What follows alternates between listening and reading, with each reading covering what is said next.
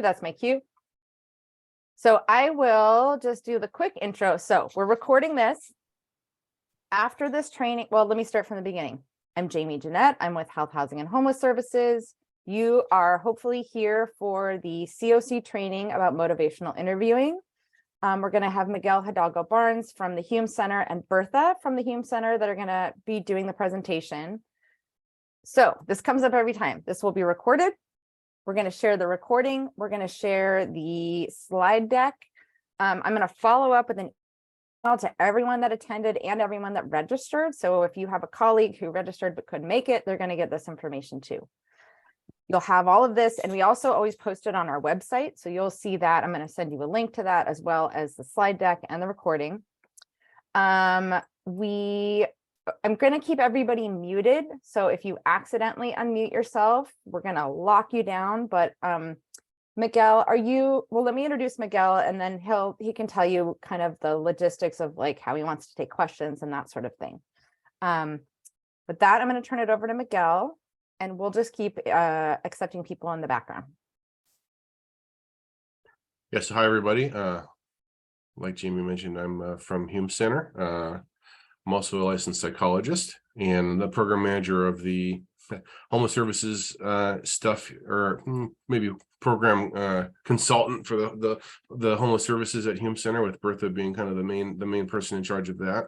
I did this training like 2018 before. It had a good reaction, so hopefully I haven't done it on Zoom with this many people before, so we're gonna just see if we can do the best we can to make this feel interactive and sort of engaging. But I appreciate you all making time for me on a Monday morning after a vacation. Just because there's so many people, why don't we try the hand raising thing? So if you click on, how do you even do that? I think it's at the bottom under reactions. So there's like a little smiley face icon, and if you click on that, then you can see there's at the bottom, there's a raise hand option. Yeah, you might have to click the three dots with the more to get to the reactions. I'll try to yes, Randy's demonstrating that there. I'll try to pay attention to the chat the best I can. There are quite a few handouts for this training. Hopefully you guys got emailed them, but just for redundancy, here is a link to the handouts on Google Drive. All right. And so Randy, Tammy, do you have an actual question, or are you just testing out the feature? Or Denise? No questions. Okay, great. All right, any objections to getting started? Go for it. Okay, so motivational interviewing. You hear that phrase a lot as sort of like an evidence-based practice, right? And I want to emphasize the practice part there. I'm gonna do 2 hours on it here. I'm gonna be talking about kind of the philosophical underpinnings of it and kind of how we got to the research validated practice of motivational interviewing, but it's really something that you need to go out into the world and practice. It's not something that you can necessarily just like learn and then do, right? So I think what would really be maybe the most useful for the system of care here is to have some kind of like practice meeting, or like a monthly check-in or something about that. So we're going to get a lot into the philosophy here and sort of like what it looks like and what it sounds like. But if you really want to get good at it, I would encourage you to kind of practice. So we're going to start at a pretty high level and then kind of work our way down to what motivational interviewing is, okay? And, just very briefly, it's essentially a way to get out, if somebody wants to change in their life, you don't need to tell them to change. You just kind of need to say, you kind of, through asking them questions and giving them opportunity to reflect on their own behavior and their own thought process, they'll come to that conclusion on their own.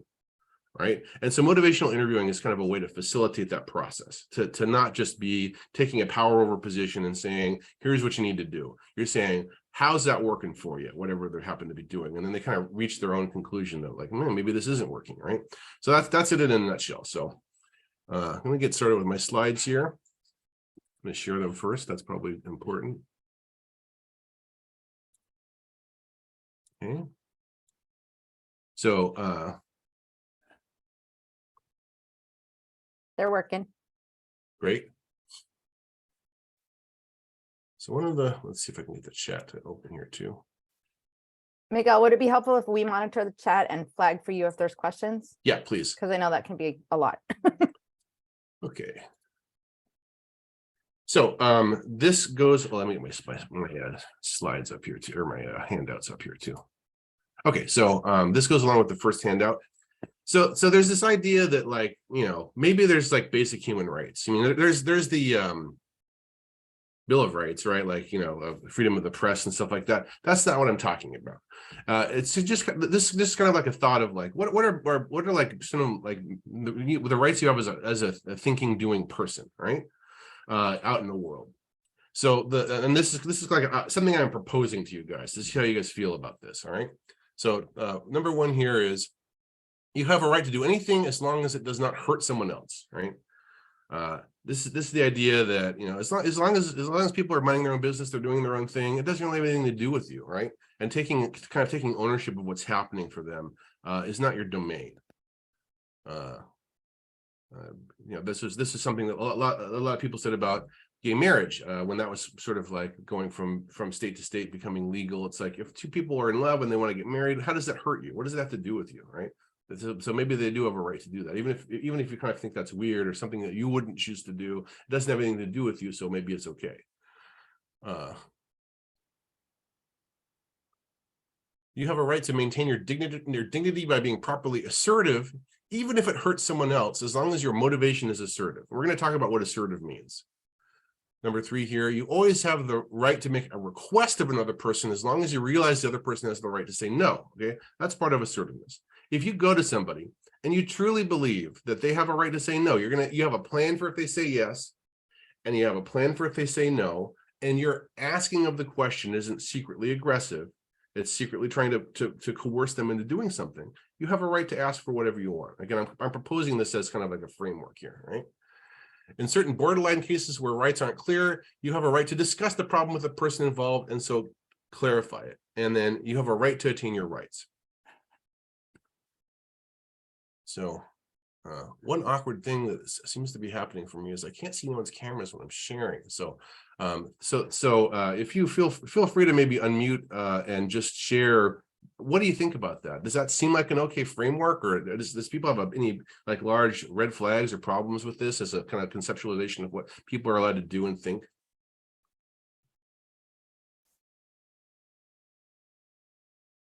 Yeah, chat's fine too.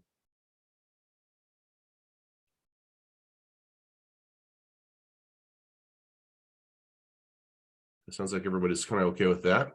Not seeing any concerns there. Client-centered, yeah.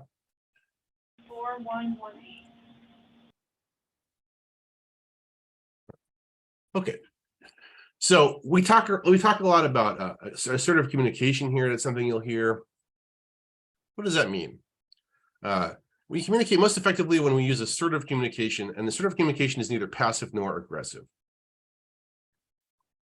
And if we go to our second handout here, we can see that there's 3 columns. And I think if I do this, people can see the handout, correct? Say, yes, we can see the handout. Okay. So, and then something I want to put right at the beginning here is you hear the term passive aggressive a lot. And people are like, well, what does that mean? Is that like both passive and aggressive? And I don't think passive aggressive is a very good term. I think a better term is covertly aggressive, right? So something that's passive aggressive is like a secretive way of being aggressive, but basically it's just aggressive, right? So how do we differentiate the different styles here? So like a passive communication or a passive person, they don't ask for what they want. An assertive person does, an aggressive person does, right? Does the person consider or respect or acknowledge other people's rights or needs, right? A passive person does. In fact, they kind of bend over backwards. That's the most important thing, that what the other person wants, right? What they need is kind of disappears. An aggressive person, they don't think about that. They just say what they want. They don't care if it hurts a person. They take sometimes, right?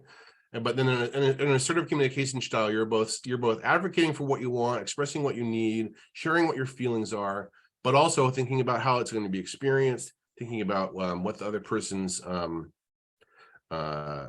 needs are, like what communication styles work good for them, and trying to listen to them. Okay. And the goal is to kind of make a shared decision. And basically what we're looking for is like an I win, you win. You're gonna have to log in because I have to log out. Okay. An I win, you win strategy here, right? We're trying to come to a consensus about what's the best thing for both of us. You know, in a passive style, it's like I lose, you win. In an aggressive style, I win, you lose. And how do others feel with this type of person? Okay, so if you're a passive person, or you're expressing passive communication, the other person's going to feel happy at first, but later frustrated, confused, bored, over responsible, because they don't know what you want, what you need. They don't know what your feelings are, right? For an aggressive person, if you're responding to something aggressively, the other person's going to feel intimidated, defensive, resentful, stupid, afraid, submissive, devalued, inhibited, or unimportant, right? These are all things we don't want anybody to feel, especially our clients, right? And then assertiveness, I mean, it's kind of a different way of communicating, right? To say, like, I'm going to tell you what I'm thinking right now. So you initially the other person may feel put off, but later feel safe, respected, confident, important, accepted. Okay.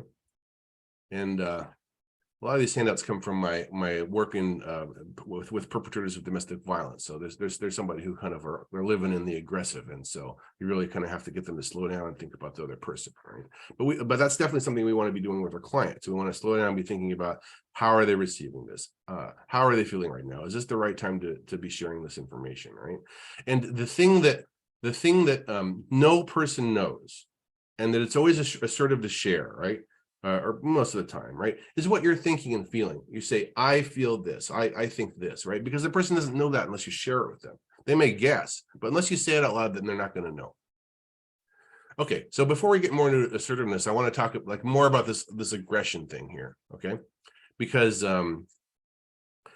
I think it's somewhat natural for all people in certain points to be controlling, and especially when we get frustrated or we feel like the person doesn't understand. Even with clients, we can kind of drop into that, like, you need to just listen to me and do what I'm saying to you right now, right? Rather than kind of seeking that consensus that we're talking about in the concept of assertiveness. So I have another handout here. And again, this comes from my work with domestic violence perpetrators. So when you ask a DV perpetrator, like, how many of these do you do? They say, oh, all of them. I do all of these, pretty much. But I would think that probably all of you can see yourself on here someplace. You can see yourself on here someplace. So maybe just look at this a little bit and think about, like, in the last week, in the last day, is there one of these that I've done to kind of control the situation and control what's happening? I'm hoping some people are nodding now because I can't see the cameras. And unless you kind of think about it, or are you make an intention to kind of pay attention to how you communicate, this stuff just happens automatically. A lot of it comes from childhood and just the way you kind of learn to be around people. And what I'm inviting you to do is to examine the way that you talk to people, examine the way that you interact with people. And I'm saying people, but we could say just clients too, and say, like, what am I doing that in the most effective way possible, right?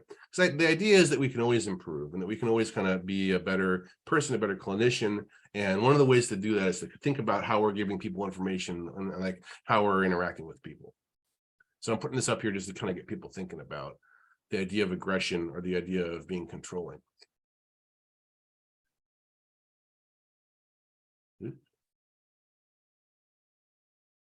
People following me so far? Oh yeah, and yeah, please feel free to, any of these handouts you want to use in your own life or your own work, feel free to steal them. Because okay, I'll just briefly, what I was doing a year-long batterer intervention program in Oregon, so they would get court mandated to come to my class, right? And it was, I'm saying men because it was 95% men. They come in and they say, my wife, my partner, she's crazy, she's out of control, and I only hit her to get her to calm down, something like that, right? They have that victim blaming stance, right? And what they don't understand, and what takes like a year to kind of understand, is that often they're creating an environment through control that makes it impossible for that person to do anything other than maybe act erratic. That's kind of the only way that partner can get their needs met, something like that. So to see that they had a role in creating an environment where maybe any person would be acting erratic is very difficult, and it comes through these controls. So people say anger management, but it's really an issue of power and control. Okay, and so I'm not saying anybody's like that with their clients, but like I said, everyone has that tendency or the ability to go there, and we want to be aware of that, maintain awareness of that. Okay, so moving on to the next handout, I got basic communication skills here. You feel free to read all of them, but I'm gonna highlight a couple of them. Number one here, I'm sure you've all heard this all the time, right? Use I statements. Use I, say I, don't say you, say I, right? But so often I hear that, people talking about that, but they don't talk about why that is, right? Or, or like what's the value of that, or how is that important, okay? And just like I was saying before, the most important, I'm reading from the handout, the most important thing you can convey is information about yourself. By using I messages, you communicate important information about your own thoughts and feelings. By focusing on yourself, there's also less room for debate, since you are the expert when it comes to your own thoughts and feelings. By focusing on yourself, you also decrease the likelihood of the listener becoming defensive. Bad example, you were thoughtless and inconsiderate for showing up late. And then a good example is, I feel disappointed when someone a meeting is half an hour late, right? So what you're doing there is, just like I was saying, you're sharing with the other person information that they didn't have, which is what you're thinking, okay? And they can't tell you, no, that's wrong, right? Because you're just saying what you're feeling. You're saying what you're thinking and feeling, and they don't know that unless you do that, right?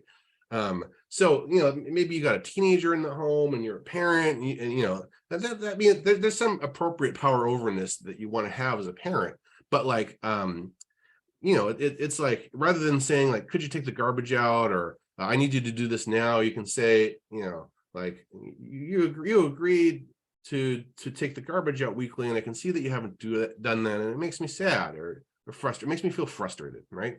So notice there's no demand there. There's no like question. You're just saying like, I feel frustrated. I feel sad that the garbage is not being taken out, right? And then the hope is that person or that teenager is going to say, well, I don't want my mom to feel frustrated, or I don't want my mom to feel sad, right? So I'm going to change my behavior in response to that information, right? On my own. I don't need to be told what to do. But the fact that my mom is noticing it, and my mom is like having some frustration about it, that's enough for me to kind of shift what I'm doing. Yeah, so Angela's talking about like, I don't like when you don't put the toilet seat down, right? That sort of is not as good of a reflection of what you're doing in your mind, right? So, and again, it's not just like magic if you put I in front of it, kind of like Angelica's alluding to here, right? What's important when you're using an I message is not that you say I or you or the part of speech. Like, don't get lost in that. What you want to be doing is sharing how you feel, sharing what you're thinking in a way that is not defining a course of action for the person. You're not moving to the aggression where you're saying, because I feel frustrated, you need to take the garbage out now, right? So moving into number 2 here, focus on how you're feeling. The most important information you can share about yourself is your emotional experience. What matters most is not what happens to us, but how we feel about what happens to us. The same event can affect different people quite differently. Until you talk about your feelings, others will not necessarily know what is going on inside of you. Again, there is little room for debate when it comes to how you're feeling. While your tone of voice can convey how you're feeling, using feeling words can make it even clearer. And this gets at something that I like to call subjective reality, right? So if you think about objective reality, which is like 2 + 2 = 4, then there's a lot of stuff that's not as objective as that I would call subjective reality. So I used to have a painting behind me, but maybe I can, are people seeing my little bird here? Yes. Okay. Yes. And so I can ask you, do you like this as art? Do you feel like this conveys an artistic does it succeed at being art, right? And I could do a survey, and maybe like 80% of people would say, yeah, I do think that's art. 20 people were like, no, that's just like a tchotchke that you picked up on a cruise one time, which is also accurate, right? But the point I'm trying to make is, regardless of if you like this or you don't like this, you're right. You're correct, right? Because what you're talking about is your subjective experience. So Jamie cannot like it and I can like it, and we can both be correct, right? Because of that idea of subjective reality. So that's something that we need to kind of explore by sharing how we feel about something, because there's a Candy likes, thank you. There's a room there to kind of find the middle ground, but you have to start with sharing what your experience is. Okay, moving to number 10.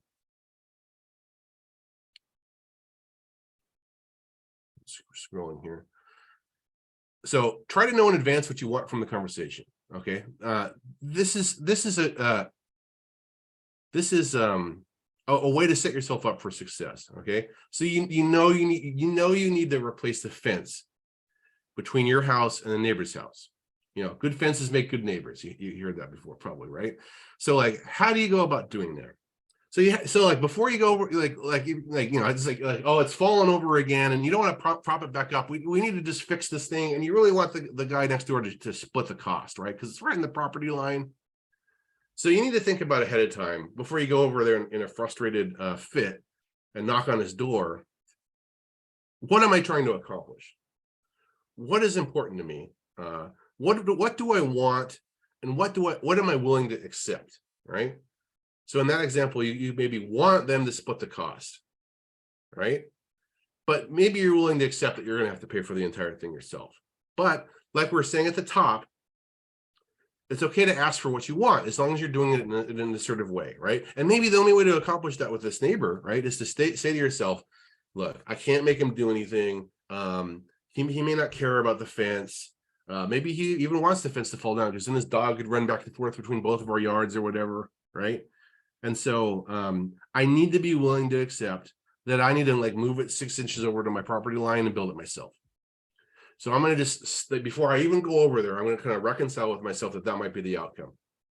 Okay. And if you're okay with that, like whatever okay means, like you've reached a point where you're willing to accept that, that's when you want to go over there and talk to the person, right?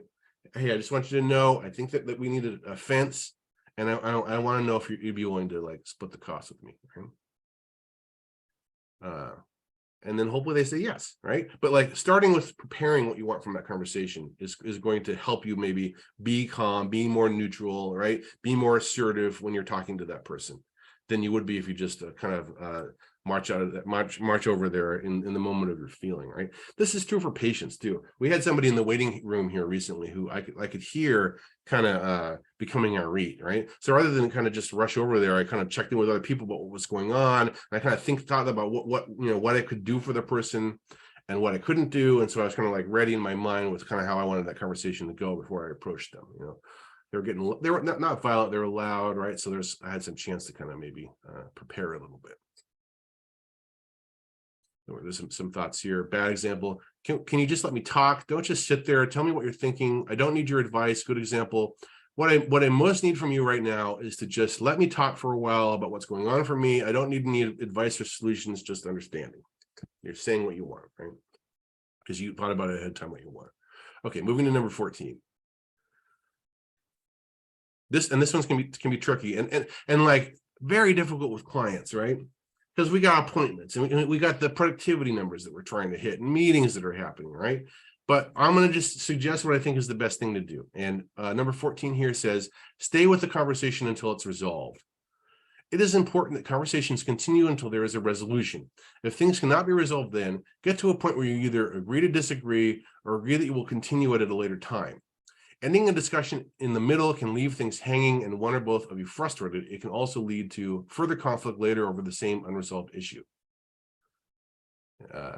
And like I said, you may need to tell a client, look, I have an appointment right now, but I feel like we haven't gotten to the bottom of this, and so I want to ask you if it's okay if I call back in an hour or 2 hours. We can pick this back up, because I think often we just kind of say like, I'm done with this now, right? Which is more of that aggressive stance of I'm going to pick what's going to happen. I don't care what you think, and it can take a really long time to kind of get a person to reach the same point of where you are, especially if they're dealing with some kind of mental health issue, which makes or a cognitive issue, right, which makes their ability to kind of understand what's happening impaired in some way, right? But you can get there. A lot of the time you can get there.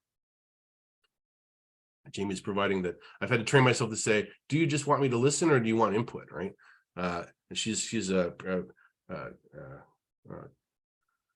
one of the things I talk about is the platinum rule, and I think she's got a good example of that there. So maybe I'll circle back to that. Okay, so number 18 is going down to number 18 is check for understanding. Be careful not to assume that the other person automatically understands what you've been saying.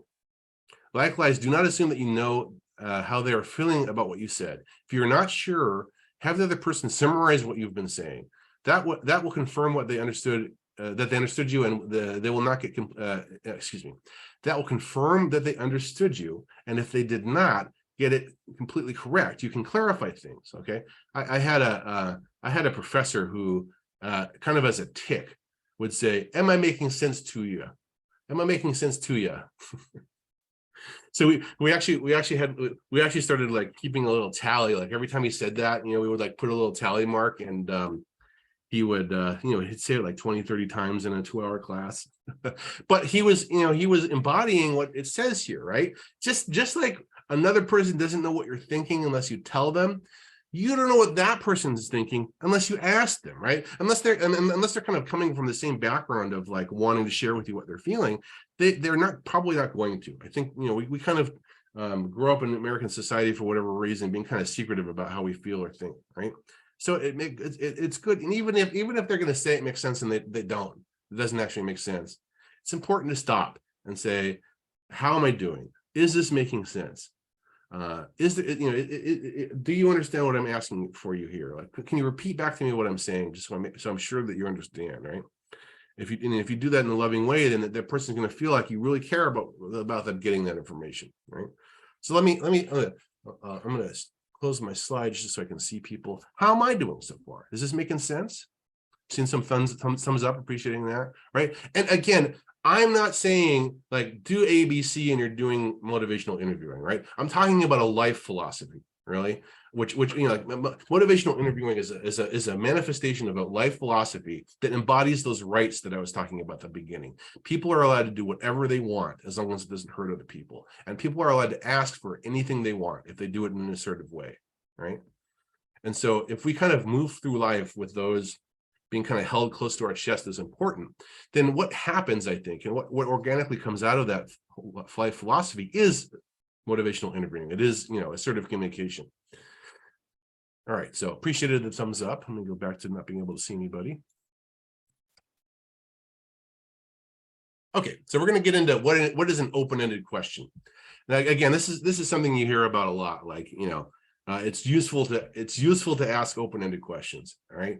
And, part of my job here at Hume Center is that I supervise doctoral students. Right. So when they come to me, they've already had years of clinical work that they've done and hundreds of hours of classes. Right. And when I ask them to do this, they're bad at it. All right. And again, because I think it's not the natural way of communicating. It's not the normal way that people kind of move through life. And it's very difficult, right? So again, in terms of like, this is a 2-hour class, but really this is a life philosophy that you need to practice. This is really something that you need to like sit down with your partner and like make time to practice, or just say like, I'm going to see what happens if I do this with a person, right? Okay. So just, at a surface level, an open-ended question is a question that cannot be answered by yes or no, right? By yes or no, because that sort of includes a course of action. Usually, if you say like, can I sit here? You're revealing that you want to sit there, right? And it makes the person kind of be put in the position of I either need to grant you what you want or reject what you want.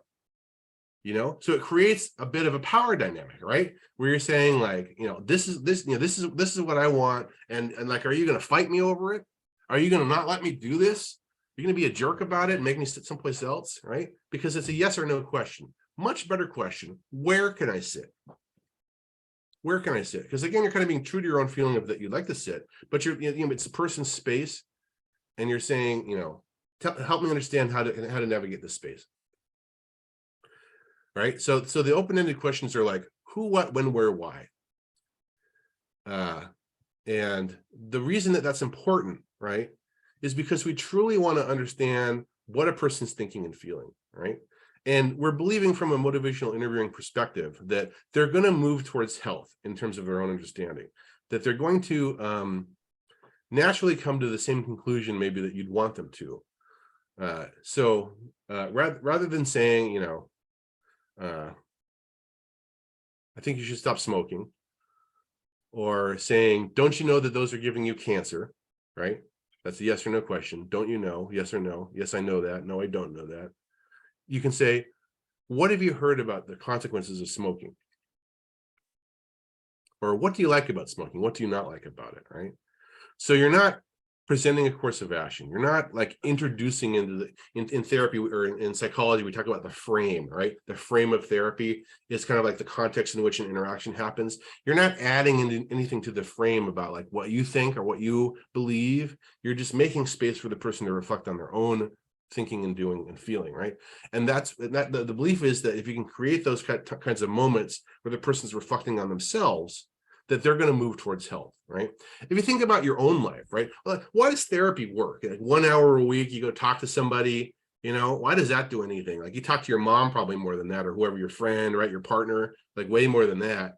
But like, you know, how much of those moments or how many of those interactions really are creating a window where you're kind of forced to be present with yourself and forced to be thinking about yourself. You know, I would argue like, how many minutes do you spend thinking about how you think in a typical week? I think for most people, it's pretty low, right? And unless you create a moment for that to happen, and I think therapy is an example of that, I think most people don't do that. They have their routines and their schedules and their ways of being that come from childhood or come from what the person's beliefs are, and they kind of just act those out, right? And they don't stop and say like, well, is that really what I think? Is that really how I want to be?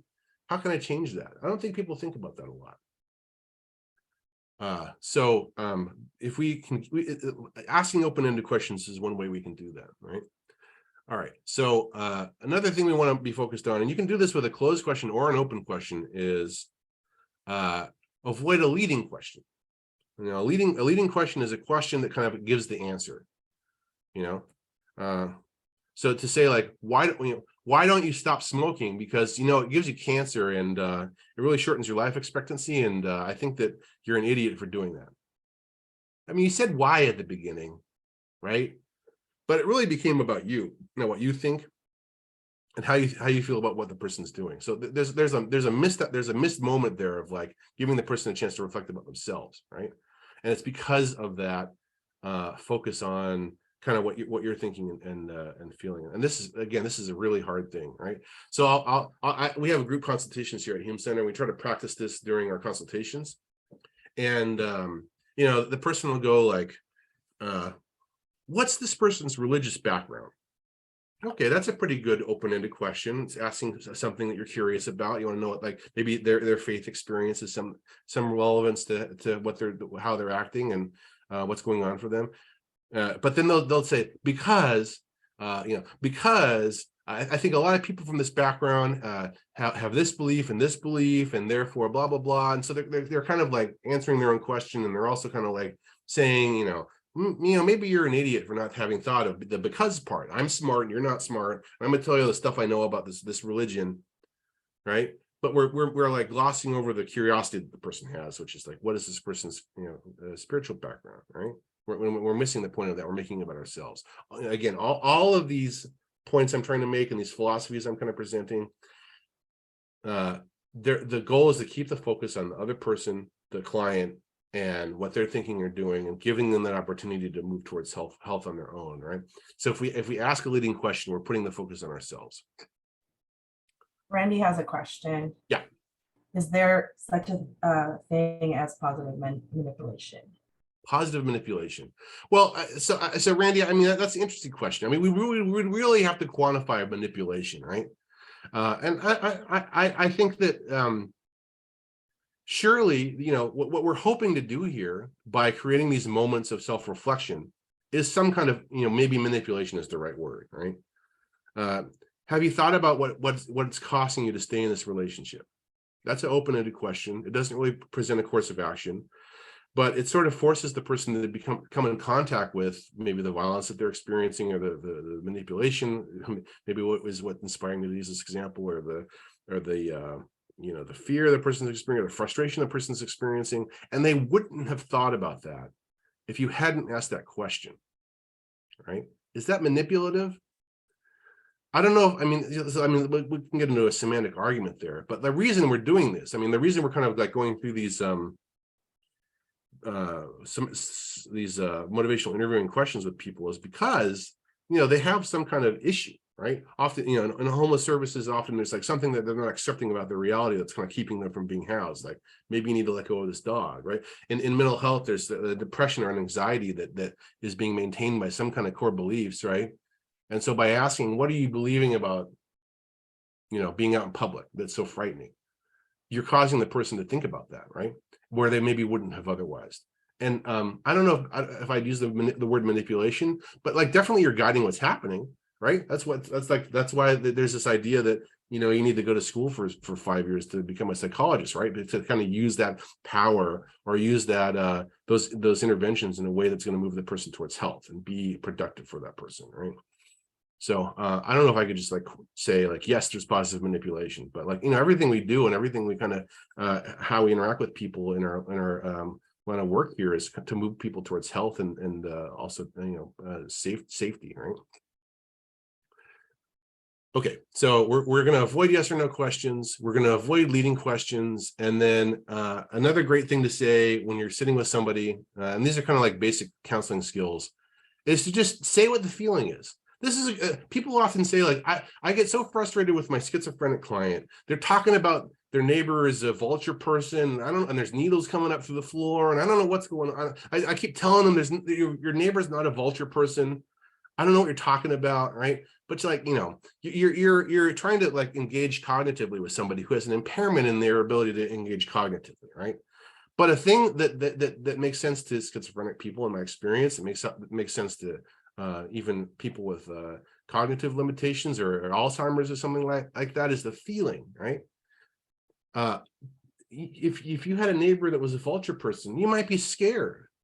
Like you as a clinician or the professional maybe don't think the neighbor is a vulture person, but you've been scared, right? So the person's talking about the needles coming up through the floor, and you can say that must be terrifying. That must be scary, right? So again, this can be a way to kind of further the discussion and to connect with the person without going, there's no needles. What are you talking about, right? That's you know, denying the person's reality. The person's reality may be psychotic, right? But it's denying their reality in a way that's not going to really kind of deepen that moment of understanding. You know? Okay, so what we want to do when we're talking to people is use open-ended questions, and then I'm giving you kind of two other things you can say. One is to name a feeling, and then the third one is to make a summary of what has been said. And again, this goes back to the assertive communication. Like, I want to make sense that I'm hearing you correctly. You know, your mom tends to ask for money when she comes over, and that's you find it really hard to say no. And so you're thinking that the plan that you want to do is to maybe limit the amount of time she can come over so that she doesn't ask you for money. Am I hearing you right? You know, you're giving that person the opportunity to be heard and feel like what they're saying is important by repeating it back. And I have had so many successful moments with clients where I have tried to summarize what they have been saying, and I've just gotten it so wrong that they're compelled to say, no, that's completely wrong. What's actually happening is, and then they'll say something that they didn't even really realize about themselves, right? Because in a reaction to me getting it wrong, it clarifies to them what actually is happening, right? So summarizing, even if you get it like totally wrong, is great. You know, because you're doing something that is trying, you're showing you're connected, you're listening, what the person's saying is important, even if you don't get it right. Okay, and then we're talking about kind of like you know, passive stuff, that, you know, active listening. You know, like you say, yes, I got it, right? I've been asking people for thumbs up, head nods, right, to kind of just know that I'm connecting with folks, right? So that's kind of briefly what open-ended questions and active listening means, right? And again, it's not magic. You just start a question with who, what, when, where, why. It's about maintaining the focus on the other person. Okay, so we're gonna practice this now. We're gonna do a brief exercise for 10 minutes, and we're gonna try to do this through Zoom. So like, bear with us if it doesn't work out. If you end up in a breakout room by yourself, just please come back to the main meeting. We'll figure it out. But what we're gonna try to do here is break people into pairs.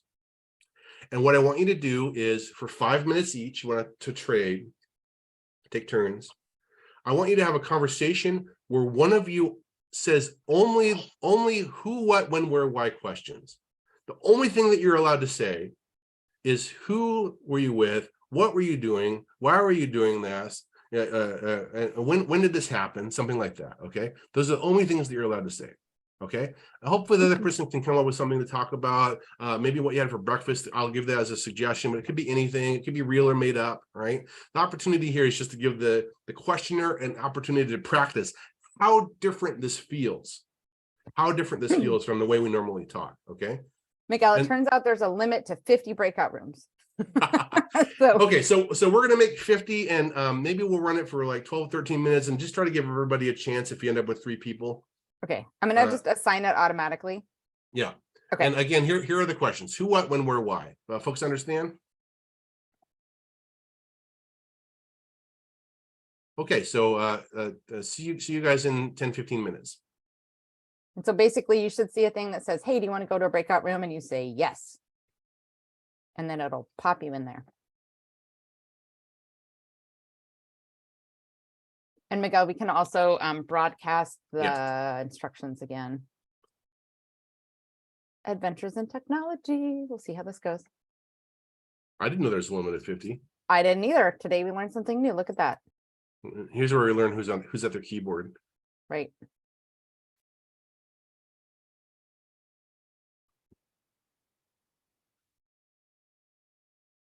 Was this like a required thing for people?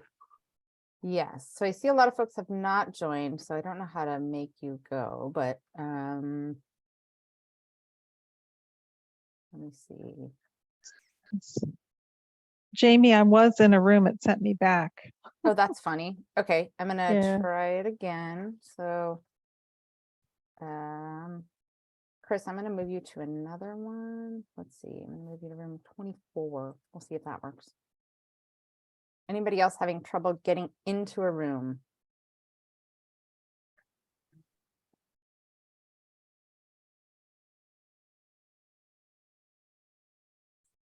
And I noticed that the people with their cameras on are also the ones that have gone to the rooms. Right. So folks might be like on there.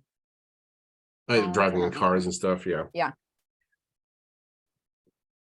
Well, we're gonna try it. Mhm. So let's see. Where's my I see a bunch of broadcast? rooms that have 3 people and some rooms that have nobody. I wonder if I should just like, Yeah, wanna just like- move people. okay, I'm just gonna rip them out of the room and move them to another one. Okay, let me do that.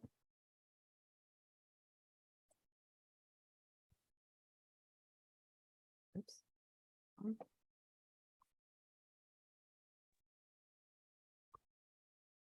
Mm. I'm gonna move into.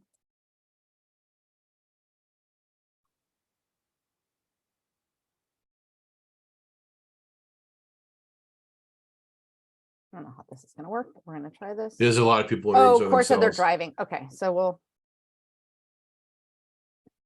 If there's anybody that's in this room that needs to be, Yeah, there's a lot of people in rooms by themselves. That's unfortunate.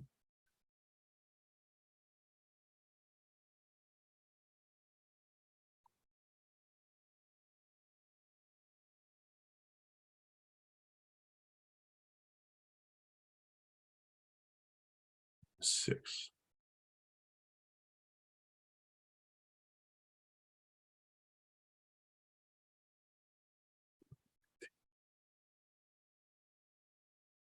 You know what? I can join someone that's by themselves. I'll be back.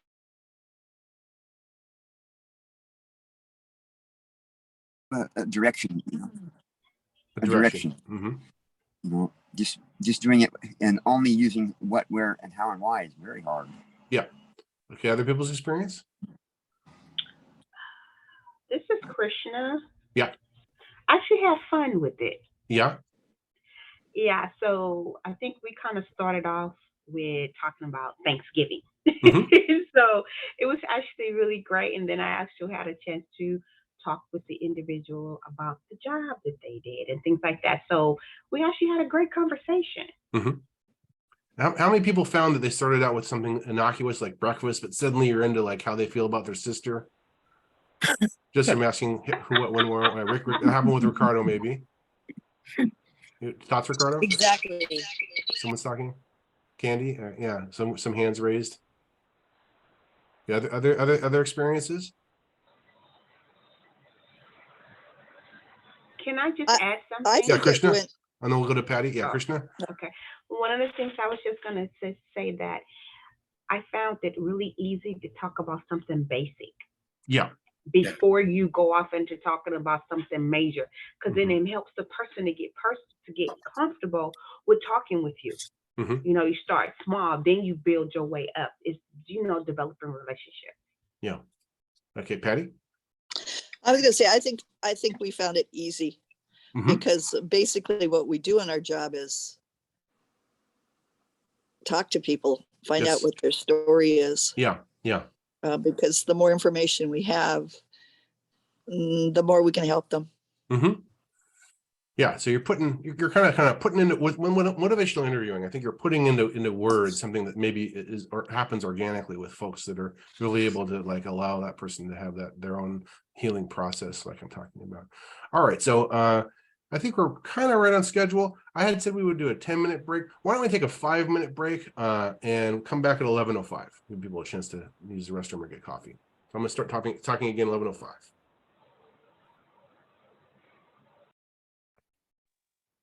Thank you. Excellent.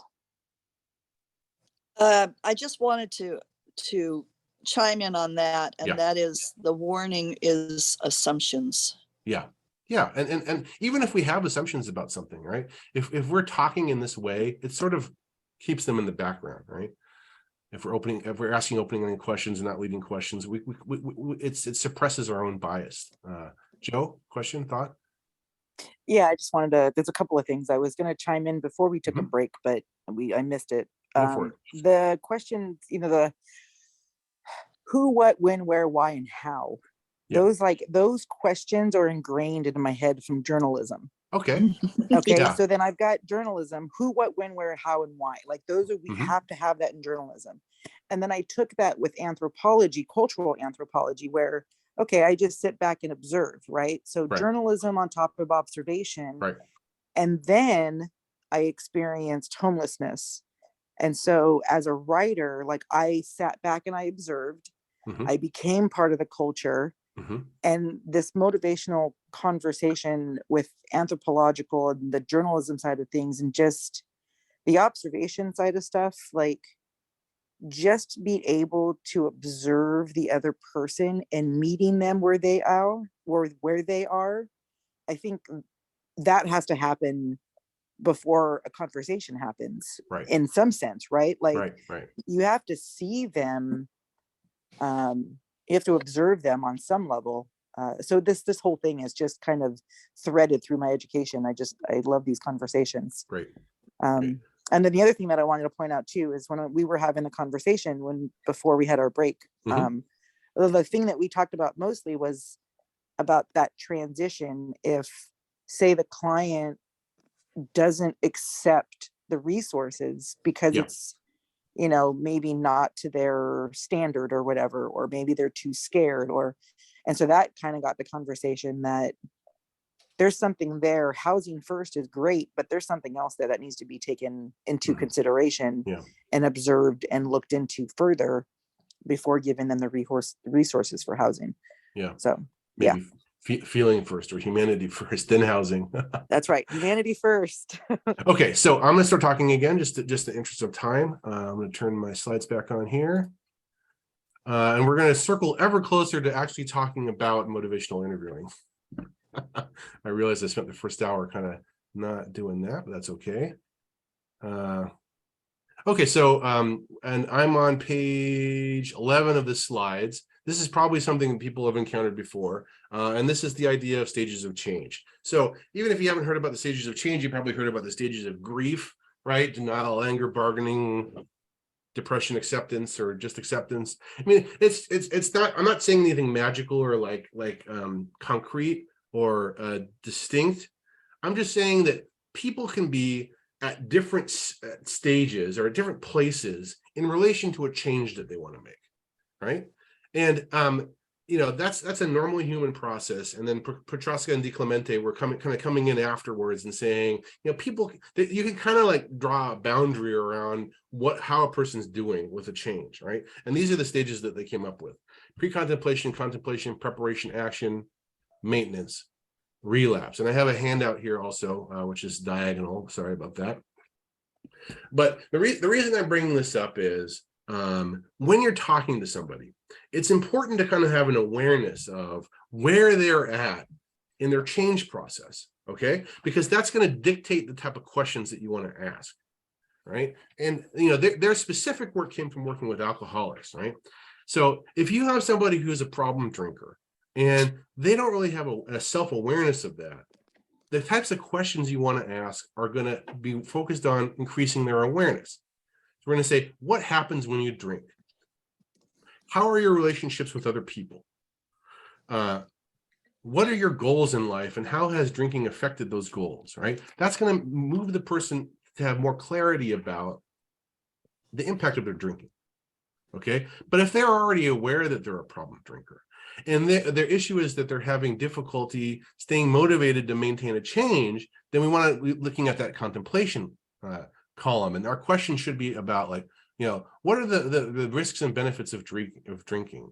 When do you feel like you have clarity of purpose? What are the circumstances that allow you to be successful here, right? And then, moving on to preparation, like the person has a plan, they know what to do. We're going to be asking, like, how often have you been going to the meetings that you say are helpful? Or who are your support people? Who do you want to kind of embody in terms of your day-to-day life or work, or who do you find inspiring? That's going to kind of like maintain that connection to the change they want to make. Yeah, and so again, the point of bringing this up is you don't want to be like, you don't want to ask a person who hasn't acknowledged that they have a problem drinking, when's the last time you went to a meeting? It's an open-ended question. But it's kind of focused at the wrong stage of change, right? Because if the person hasn't really come into a connection that they want to stop drinking, then asking them to go to an AA meeting is what you want. It's what you think they should do, or what society thinks they should do, rather than what they want to do, right? So even like would it be helpful to have like a list of the meetings in the area, or can I take you to a meeting? That's your agenda at that point, right? Unless the person's saying, like, I'm ready to do this, I'm asking for that, you're kind of introducing your own kind of sense of what should happen, which can be really painful, I think, right? Because we as like an objective outside person or a member of society can say, like, this addiction is not working for you, right? But if the person hasn't come to that conclusion on their own, then they're not going to listen to you. This is why it doesn't work when we walk up to the person who's a problem drinker and say, stop drinking. I like to use the example. How do you quit smoking? Okay.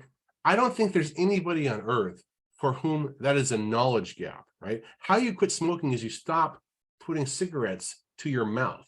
It's very simple, right? You stop smoking, you just stop doing that. Like, how do you do that is simple. What actually a person needs is all this structural support, this motivation, this clarity of purpose that's going to allow them to not do the specific behavior, right? How to do it is not really as important as why to stop doing it. And what does the person's hoping to accomplish by not doing it? So again, we want to be thinking about where a person, like, if they're experiencing homelessness and they're like not ready to give up their dog, we want to, like, say, like, are you willing to wait an extra 6 months to find the resource that's going to let you have a dog? We have to understand, like, where they're at with that. Okay, so motivational interviewing. So in psychology, a thing that you'll find if you study it is there's no new ideas. Everything is kind of stolen from everywhere else, right? So motivational interviewing, it's actually kind of stolen from this idea of Socratic questioning. Okay, so Socrates was a Greek philosopher who lived 2,000 years ago, and he basically was positing the same thing, that if you sit and ask somebody open-ended questions, they're going to get to the right answer on their own. So my notes here are, it's a term for a style of using assertive, open-ended questions to aid somebody's learning or comprehension. And that we want to notice that the sample questions are open-ended and are not leading. So again, because we want to steal, there's no new ideas. I have included in the handouts the Wikipedia entry for Socratic questioning. So I'm going to look at that a little bit. Last sentence of the first paragraph is, the key to distinguishing Socratic questioning from questioning per se is that Socratic questioning is a systemic, disciplined, deep, and usually focuses on fundamental concepts, principles, theories, issues, or problems. We go into the list here. It says a set of Socratic questions in cognitive therapy aim to deal with automatic thoughts that distress the patient. And we got some examples here. Revealing the issue. What evidence supports this idea? And what evidence is against it being true? Conceiving reasonable alternatives. What might be another explanation or viewpoint of the situation? Why else did it happen? Examining various potential consequences. You hear the term playing the tape forward, right? What are the best, worst, bearable, and most realistic outcomes of this course of action? Evaluate those consequences. What's the effect of thinking or believing this? What could be the effect of thinking differently and no longer holding on to this belief, right? So you're saying, like, can you help me explore this space that this decision exists in? And distancing. Imagine a friend, family member in the same situation, or if they viewed the situation this way, what would I tell them? You know, if your sister was as depressed as you are now, what would you tell your sister, right? And suddenly they're able to say these more like health-oriented, positive things, right?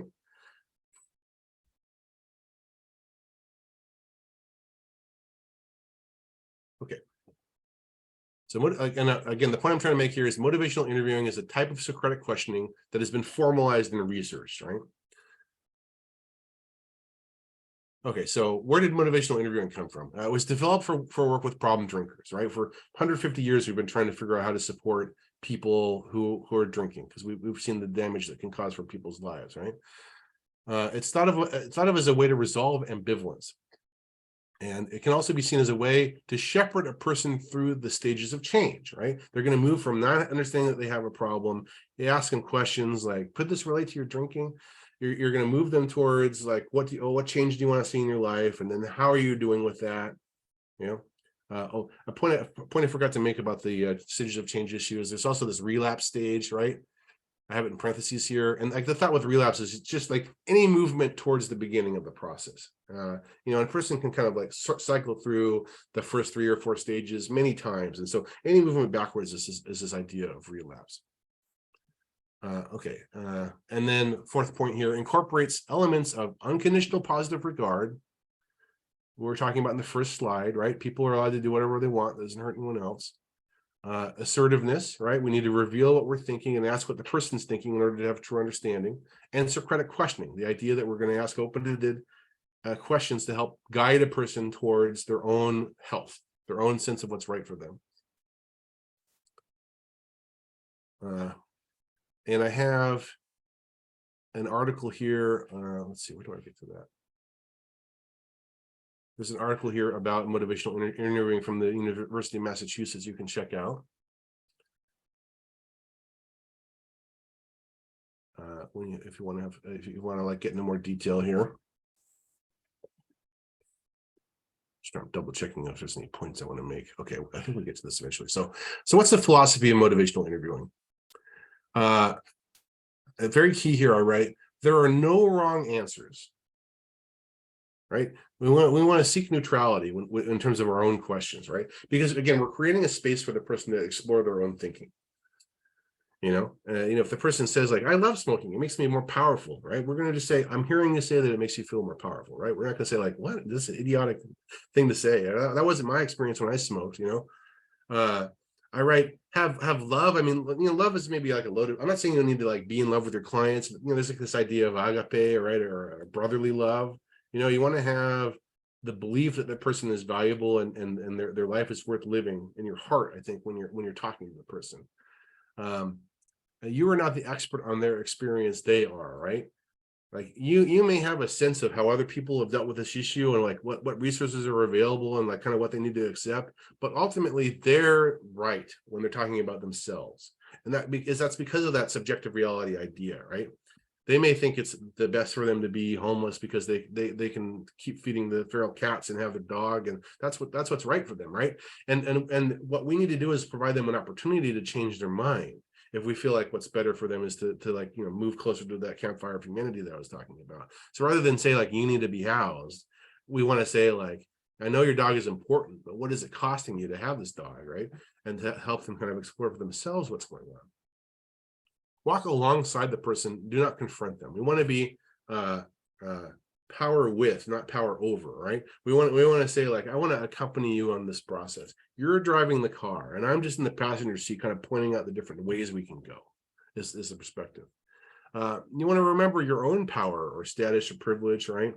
You know, if I'm coming into somebody's encampment or their situation and I'm like, I'm from the county and I'm Dr. Hidalgo Barnes and I'm, you know, cishet white male with the blue eyes even, right? Like, you know, there's privilege and stuff that like I was talking about even earlier. I was thinking, you know, I was talking about my yard and my neighbor's yard and the fence in between. That's like a, you know, you see on Twitter, like that's a first world problem, right? To even have yards that you can have a fence in between, right? So you want to kind of be aware of like your own bias, your own power when you're coming into a situation, if it's possible. I mean, it can be hard to clearly perceive yourself. And I think that's one of the most important things we can get from other people, but it's certainly worth attempting.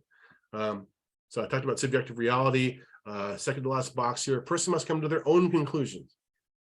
Again, how do you get somebody to quit smoking? It's not by telling them to stop smoking, right? You know, has anybody ever gotten anybody to do anything by just telling them to do it? You know, like a fundamental thing like this.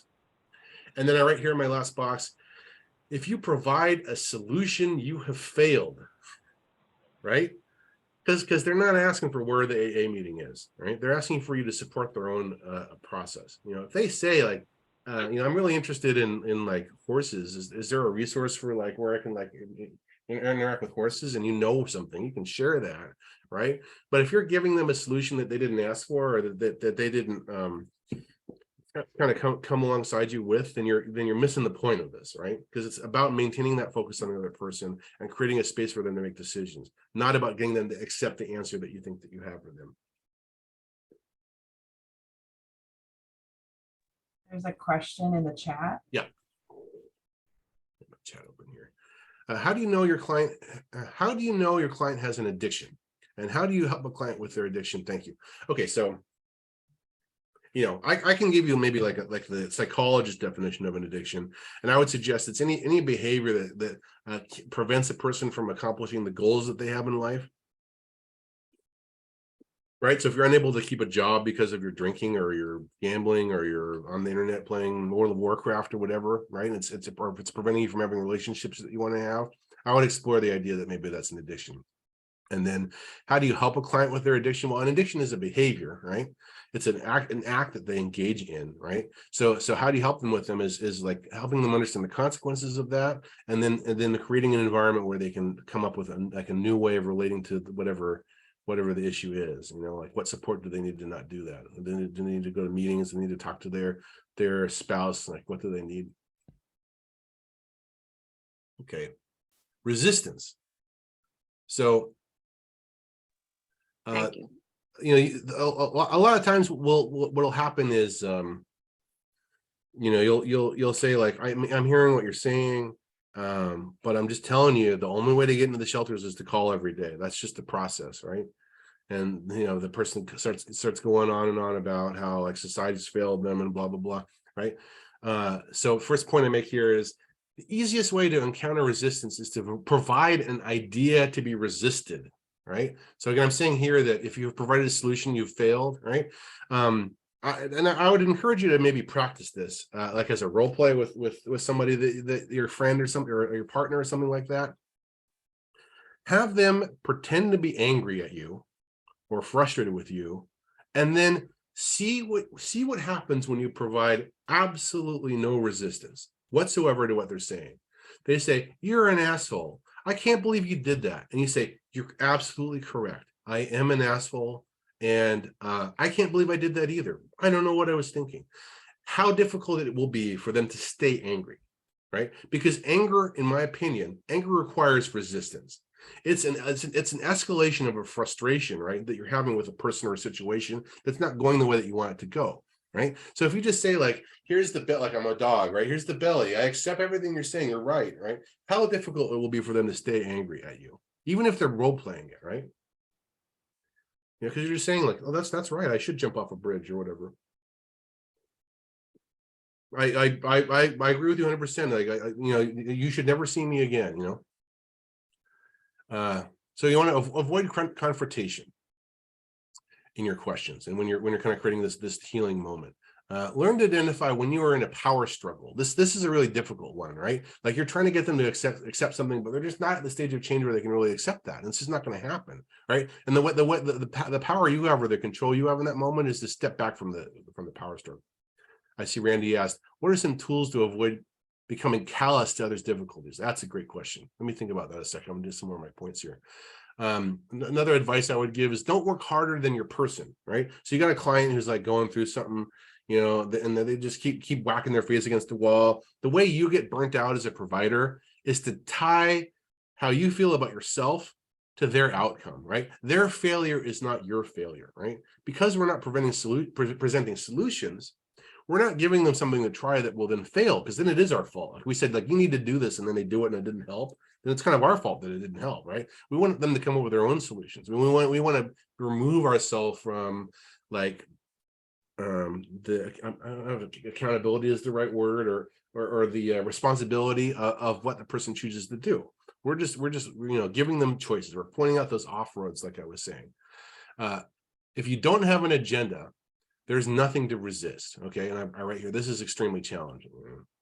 It is. I think it's because it's not normally how people talk. I write, don't worry, they probably have the same agenda you would pick for them deep down, right? The person deep down, probably at a minimum, they don't like how expensive cigarettes are, right?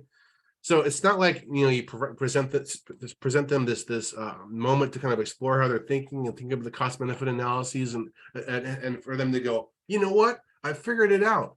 I need to start smoking more. I'm not smoking enough. Man, I love smoking. I should be smoking 24/7. Like, that's not going to happen, right? Because again, the idea is that they have the intelligence about themselves, their understanding about themselves and the world, that's going to move them towards health if you give them that opportunity. I want my wife to be even more scared of me. I want my kids to be scared of me too. You know, they're not going to come to that conclusion if you're doing this right. And again, I highlight no solutions. And so Randy's asking, like, how do you avoid getting burnt out or calloused or patient? You know, because you're like, can't we just skip to the? I know that like eventually we're going to have to get to this conclusion. There's only one conclusion that you can reach, and it's just about like how long does it take you to get there, right? How as a provider do you maintain that patience with a person?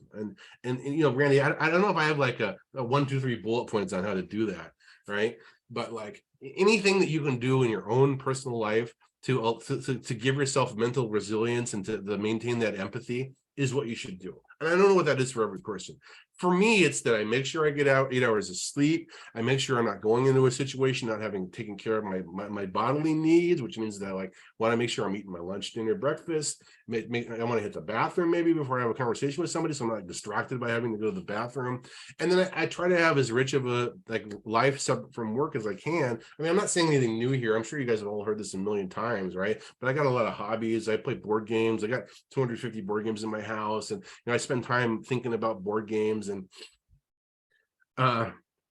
you know, just like anything that has been said or can be said about burnout is something that's going to be relevant here, because like I think we as helpers and people who've chosen to be in a helping profession have a lot of empathy.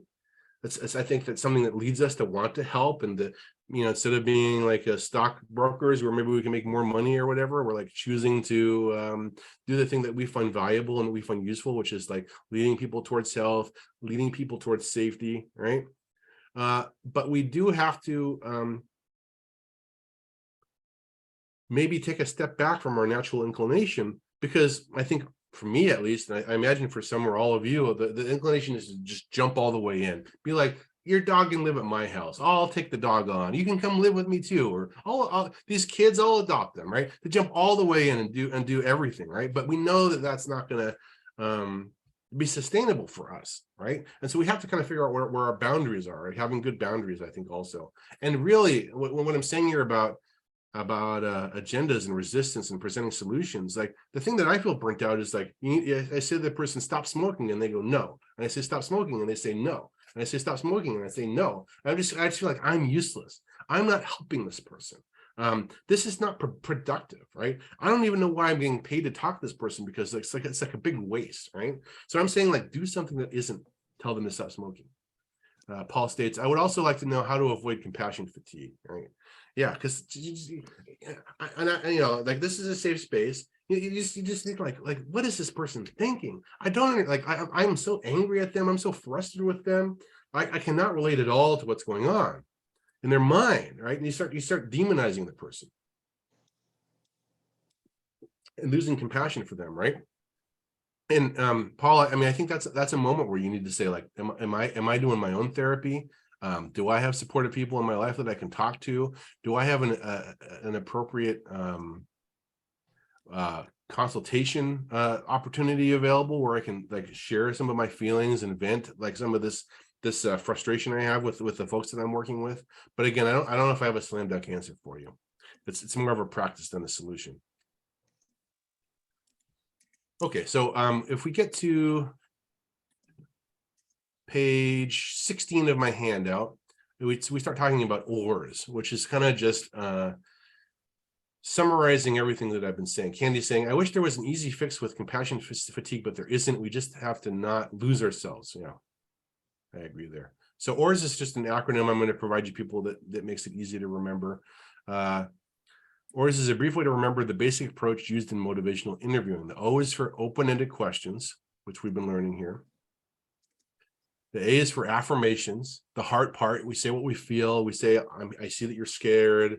I would be scared in the same situation. You know, we remember their humanity and our own humanity, and we leave space for that. There is the idea of reflections, right? We say what we see, what we feel like we heard, what we are believing about what the person's saying. We're checking for that comprehension. And then the summaries, to show what we've listened, we're going to just say everything back to them that we said, just to make sure we're hearing it right. So open-ended questions, affirmations, reflections, and summaries. And again, these are kind of just basic clinical counseling skills, but they get at this, like, spirit of motivational interviewing. And again, like, this is like philosophy that I'm talking about here, right? It's not like you like administer this sentence and then you administer this sentence and you get there. It's more of like a way of thinking and a way of being. Okay, so if we scroll back a little bit farther into page 17, there's a section on change talk, and we get the acronym DARN CAT. So change talk is defined as statements by the client revealing consideration of, motivation for, or commitment to change. In motivational interviewing, the therapist seeks to guide the client to expressions of change talk as the pathway to change. Research indicates a clear correlation between client statements about change and outcomes, i.e., client reported levels of success in changing a behavior. The more someone talks about change, the more likely they are to change. Different types of change talk can be described as the mnemonic DARN CAT, right? So if they're talking about change, they don't even necessarily need to tell you what the conclusion is, but they're going to maybe like be started on a process that's going to lead them to that change. Okay. So the DARN is the preparatory change talk. Okay. The desire to change. I want to change. The ability to change. I can change. It's within my power to do this. I believe I can stop putting the cigarette to my lips. Reason. It's important to change. It's so expensive. I want to be around with my family for as long as I can. And if I die because of smoking, then I'm not doing that. And then the need to change. I should change. I'm ready to change. I've hit bottom, people are talking about. So DARN is the desire, the ability, the reason, and the need. And then most predictive of a positive outcome is the CAT part, implementing change talk. Commitment, I will change. The activation, I am ready, prepared, and willing to change. And the taking the steps, I am taking specific actions to change. And this is something that you would, like I'm remembering that there'd be like these chastity pledges that maybe would come up in high school, be like, are you willing to make the statement that you will, remain a virgin until you're married, right? This is maybe it's just accidentally kind of backing into this idea that if you get to someone to say like, I will do this, that they're more likely to do it. Right, even if it's maybe coerced or whatever. But like the hope here is that we're getting the person through this idea of Socratic questioning, through this idea of motivational interviewing, to a point where they're saying, this is something I want to do. I want this to happen in my life, right? So if they're talking that way, then it's more likely that they're going to engage in the change. So this is what we're hoping to hear. Okay, strategies for evoking change talk, right? We want to ask good questions, evocative questions. We want to explore decisional balance. Like this is the idea of like, what will happen? So there's, in a cost benefit analysis, there's, if you do this, what are the good things that will happen? If you do this, what are the bad things that will happen? If you do not do this, what are the good things that will happen? If you do not do this, what are the bad things that will happen, right?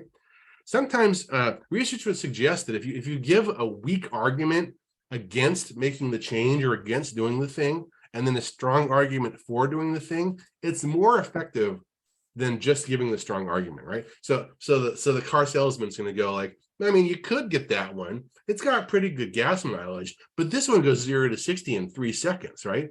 So it's kind of acknowledge the other choice and say like, then you wouldn't have to face your mother or whatever. But like, ultimately, this other choice is really cool and it comes in red paint with a lightning bolt on the side. That's more effective than just ignoring the other choice. So the good things and not so good things, all choices have both of those, right? Ask for elaboration or examples. Sometimes people will say, it's a good example. I know this just came up in my personal life. Somebody said something I felt like I didn't know what it meant. Okay, well, like a person might say like, what'd you do last weekend? And they're like, I was depressed. Okay, I have a sense of what depressed means. I got a DSM right there that has like, the 9 symptoms of depression. You got to have 5 of the 9. You can do the diagnosis, right? Like I have a clinical idea what depression means, but that isn't necessarily what the person's saying or even a context that they have, right? So I need to say like, what do you mean by depression or depressed? What does that look like?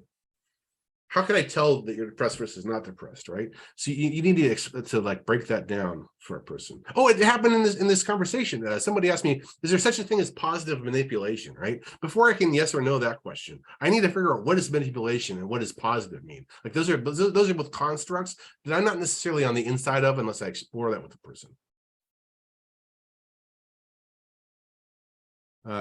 Guida is asking, how does our thought of desire, I want to smoke, can overcome reason? It is good for you, right? So again, it's that stages of change process. This idea that you can gain motivation and support to kind of stay in the change that you want to make, and say that like my desire or my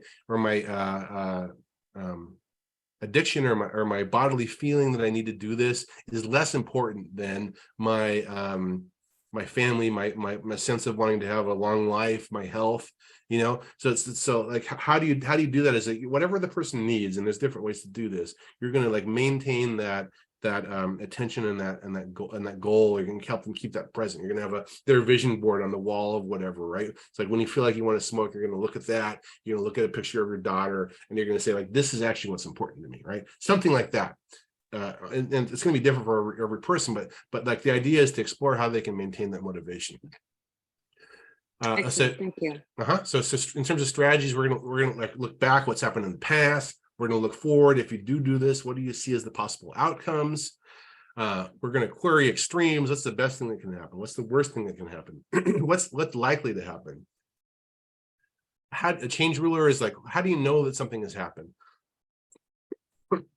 And we're gonna this idea of coming alongside, right? We're like, we are on the same team.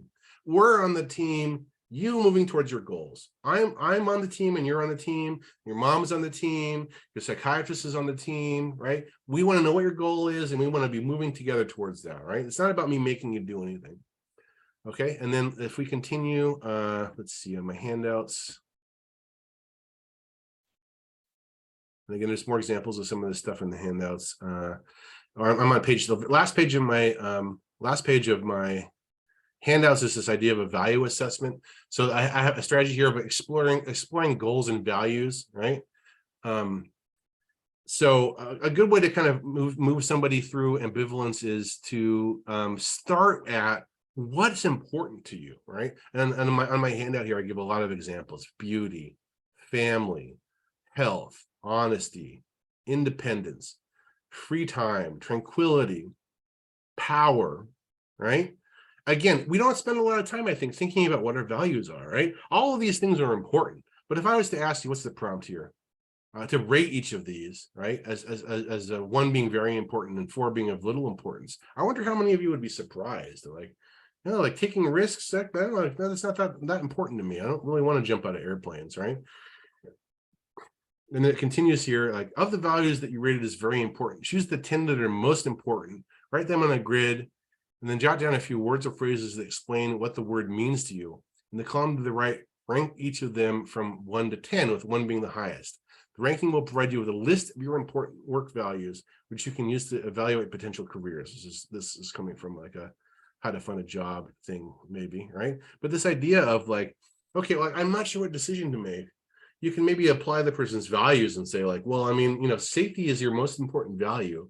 Which of the decisions is most connected with safety, right? And that can help a person kind of guide through what to do in that moment, because we can say like, it's kind of ambiguous what to do, but I think this is the safety choice based on what you're saying. Am I hearing you right? And it's like, yeah, I think that's right, right? So sometimes a way to reduce ambiguity is to focus on the values. Okay. But did you see the chat? That question, Angelica wants to know if there's a way to approach talking about a topic when the person doesn't want to talk about it at all. Right. Yeah. So and sometimes it's tricky to speak to hypotheticals, right? Because we don't know what the actual situation here that Angelica is maybe imagining. But just like when we in our example with the breakfast, what'd you have for breakfast? And if something's on somebody's mind, trauma that they experienced, maybe, right, that they never really talked about somebody, if you aren't dictating what's happening and you're creating an environment for them to talk about whatever they want to talk about, and you're asking these open-ended questions, they will, in my opinion, in my experience, they'll inevitably start talking about it. So my advice to Angelica and to folks here is to just talk about anything, right? And eventually they're going to say like, well, that's something I just have been unable to do in my life. And you can say, well, can you tell me more about why that is? What happened that made it so that you can't do that in your life, right? And then suddenly they are talking about the thing that they don't want to talk about. And then they might go like, I don't want to talk about that, right? You could say like, well, what would happen if you did talk about it? There's ways to kind of peck at the corners of it, right? And again, we don't want to be in a conflict with the person. We don't want to be presenting that resistance, and we don't want to be working from our own agenda about what should be happening. But the thought is, from the philosophy of motivational interviewing, the belief about motivational interviewing is that if you just keep presenting the person the opportunity to think about their own life and their own processes, that they'll reach that on their own, right? And they maybe even reach an understanding about it in their mind that you don't even know about, right? Because it's just something that they're thinking about or feeling, or that they're reflecting about afterwards, or that they grow into after that conversation. So you may not even be aware of that. Angelica is saying, in essence, you're saying keep listening, and ultimately the person will talk about what is on their mind, and hopefully we can rope in a shared agenda. Yeah, I think that's true. That's the hope, at least, right? And I have met some very, very difficult clients, maybe that I never even got there with, right? And to say this is empirically validated treatment, it does. I mean, that means that maybe it works for 51% of people, right? On average, it's helpful, but there's going to be some people that are just too resistant, or too far gone, or too confused, or too not ready in that moment, or too intoxicated, too psychotic, right, to even have a conversation. And so it's going to be of limited utility there. But the idea is percentage points, right? We have a way of being a way that we help people, a way that we move through our job. And let's say that the effectiveness of that is 40%, right? If we can move from 40% to 45%, we want to do that, I think, right? Maybe this moves you to 80%. That would be amazing, right? But any progress towards being more helpful is worth attempting. It's worth trying, right? And so the goal here is not to be perfect, but the goal is to have a process of self-reflection and intention with how you talk to your clients and the people that you're working with. That's going to maybe be as helpful as possible to the extent that we're able to do so, right? We're human beings. We're not perfect, right?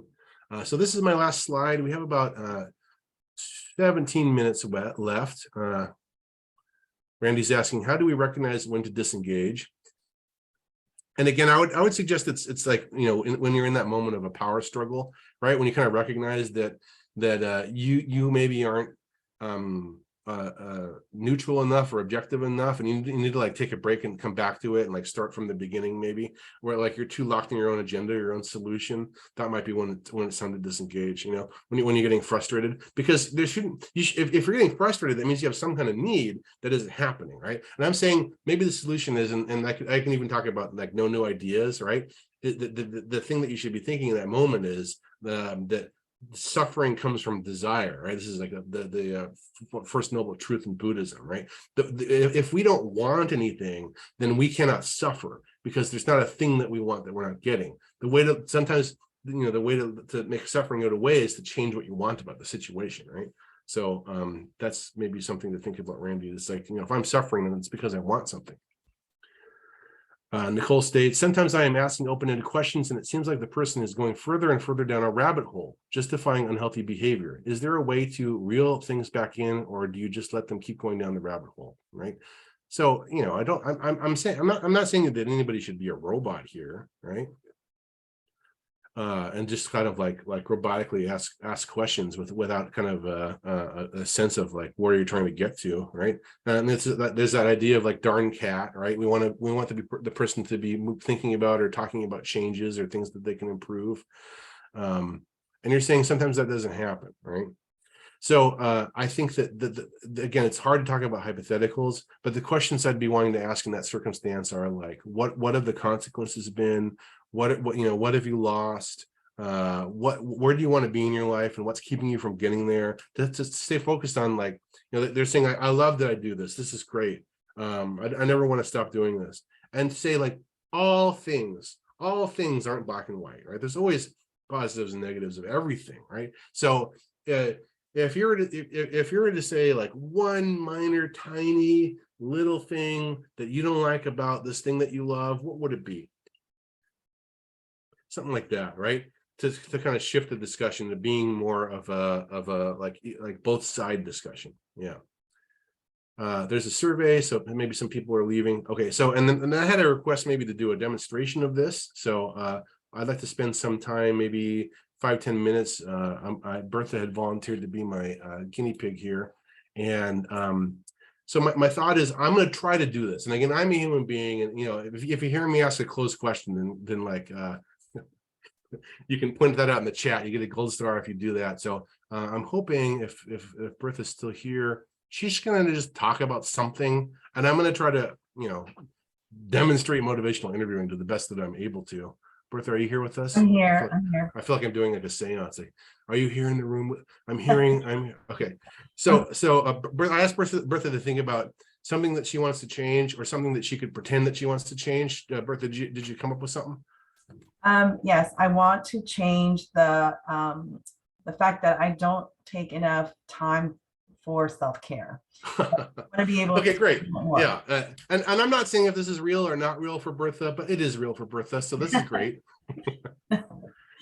Okay. So let's start. And I'm going to just ask some questions here. Okay. So Bertha, what does self-care mean to you? What does that phrase mean?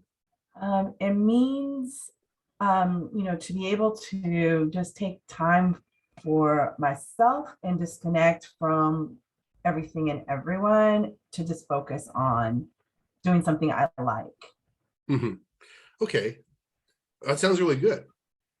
Those sound like positive things like that I'd want for myself, right? And what I'm doing here is I'm kind of saying that that sounds good. Like a feeling good is maybe a feeling, and I'm also kind of restating what she's saying.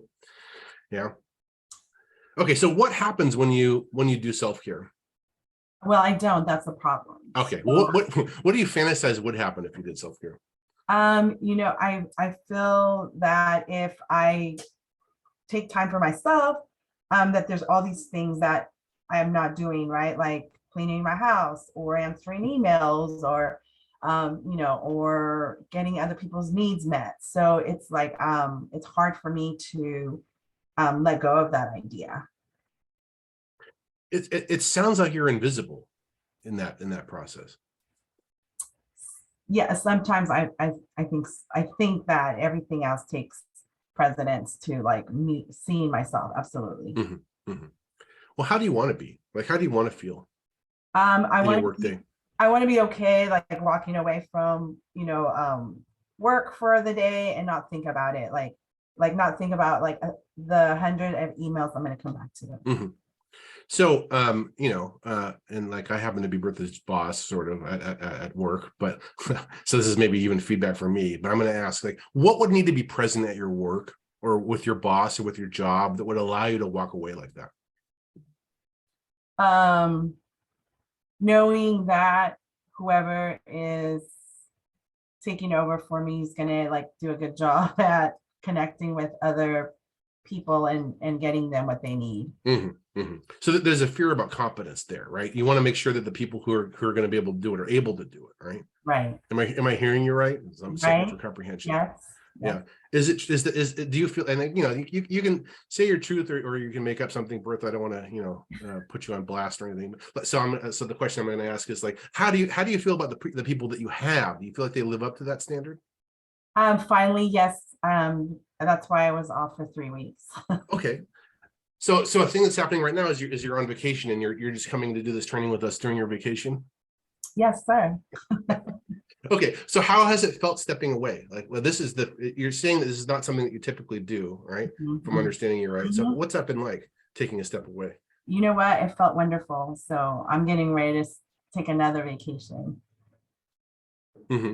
So yeah, so I think the feeling of like knowing that I can walk away because there's somebody there to take care of whatever has been helpful. Mm-hmm. But it sounds like that's not always been the case. Am I hearing you right? There's a period where those people were not present. Right, correct. Yeah. So what did you have to do at your job to get to this position? I had to convince myself that I needed to do this because I was feeling a little burnt out. So it was kind of like a sense about yourself or your own feelings that kind of said like, this doesn't feel good. Right. Mm-hmm.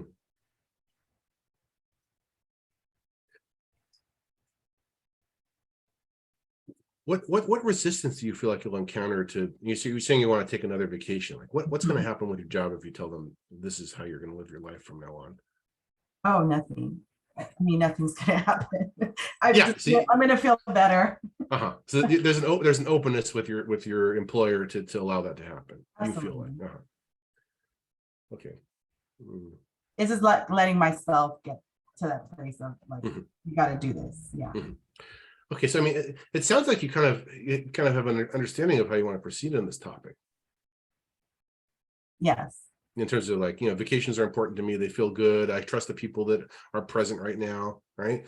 But if you're somebody who maybe tends to not take vacations, what would the circumstances be that would lead you back into a situation where you hadn't taken a vacation in 3 years? Like what would that look like? Or maybe what do you need to maintain in your own life or your own thought process to stay in touch with this, that vacations are important idea? I just need to make sure that there is a person that's backing me up to be able to continue to, take the time I need for myself.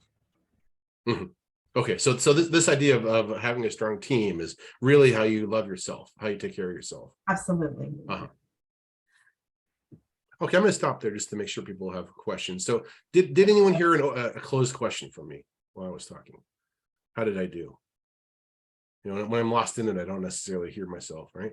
Did anybody feel like I had an agenda? Like I was telling Bertha what to do, or that I had a belief about what was the right course of action? Okay. And then do we feel like Bertha moved towards health, whatever that might mean for her or for us or for society? Do we feel like Bertha moved towards health during that conversation? Roosevelt saying yes, she did. Yeah. Jamie? Well, I'd just be curious to have seen this conversation before she planned this vacation, because Yes. it sounds like she's actually moved to the action stage, right? Right. She's like doing the things, Yeah. and it's like now you're sort of reinforcing. So I'd be really curious to know, like, I guess, Bertha, like what moved you to actually take this action? Was there, you know? Oh, Miguel. Uh-huh. I mean, really, that's the truth. I mean, he motivated me to take the time, and he's like, I got this, go take care of yourself. And so it was really, I mean, it really, like, it really happened like the way you Mhm. saw it. Mhm. Right. And then I was trying to ask, like Bertha's saying, I'm already in the action stage. I am doing it. I am currently on vacation, right? So I'm asking, what do you need to do to maintain that, right? What needs to be present in the future to allow you to continue to do this, right? And I'm not asking maybe questions that would be at a different stage of change in terms of like, you know, something about what do you need, or how do you feel relaxed, or what does relaxation mean, and like, I'm the guy that brought in to train on this, right? And it's something we practice at the Hume Center. We have these consultation groups that we do that Bertha absolutely loves, 100% of them, where we try to practice this in what we do. Our consultation method is basically we give the person to say whatever they want about the situation, and then we ask them open-ended questions to maintain the focus on themselves and to explore our own curiosity. So it's something that we try to practice, right? And like I said, we did 2 hours on this. I really just gave you kind of like the philosophies, right? And if this is something that you want to embody in your work, you've got to have an intentional practice. You've got to say, like, I'm going to do this today, or I'm going to do this with my partner for a half an hour during this drive to Thanksgiving or Christmas or whatever, or I'm going to, like walk into this conversation with an intention to do this, right? Because it's not how we normally talk. It's not how we normally behave, right? And to make to take ourselves out of the equation is maybe even not what our friends and family want, right? They want us to be present. They want us to be saying what our feelings are, what we think they should be doing, to say our own opinions and theories about what's happening, right? To be this kind of blank slate and this like blank participant is not how we normally talk. So we've got to practice it. So this is my invitation for you all to think about how you engage with people, with clients, and say, like, if I'm at 40%, how do I move to 45% effectiveness, right? And is there anything here in terms of what Miguel's saying that is relevant to that? It's going to allow me to do that. We have about 5 minutes. So questions, comments, feelings, and make sure you take that survey. Jamie put the link, I think, in the chat. Also, if you want to just write your thoughts. I'm going to paste the survey again. Oh, I can't copy paste from the chat. Jamie's going to put the survey link again, hopefully. There you go. Getting some thank yous, appreciate that. So, yeah, any comments or questions? I just want to remind folks, we're going to have a recording of this and all the handouts that Miguel, both the slides and the other handouts, we're going to attach them all as a PDF. So if you can't get to Google Docs, don't worry. We're going to get it to you. Yeah, and there's a lot more stuff in the handouts that I didn't cover. I would encourage you to look at. So what I'm going to say now is that's all I had for you today. I'm going to say that you are dismissed, but I'm going to stick around if you want to just talk to me less formally or ask a question. I'll hang out until folks are ready to kind of be done talking to me. I appreciate you all, and I know all the hard work and the difficult clients that you work with and how difficult it is to move people towards change in our community. And I really appreciate it. I know your clients appreciate all the hard work that you've done and will continue to do.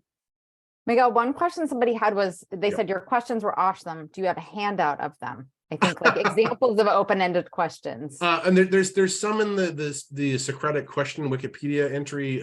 There's some in the the handout I have about the I statements, like the good and bad examples. But Your brain's not on loan.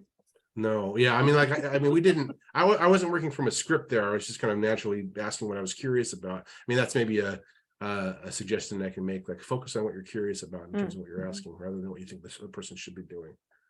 Yeah. So again,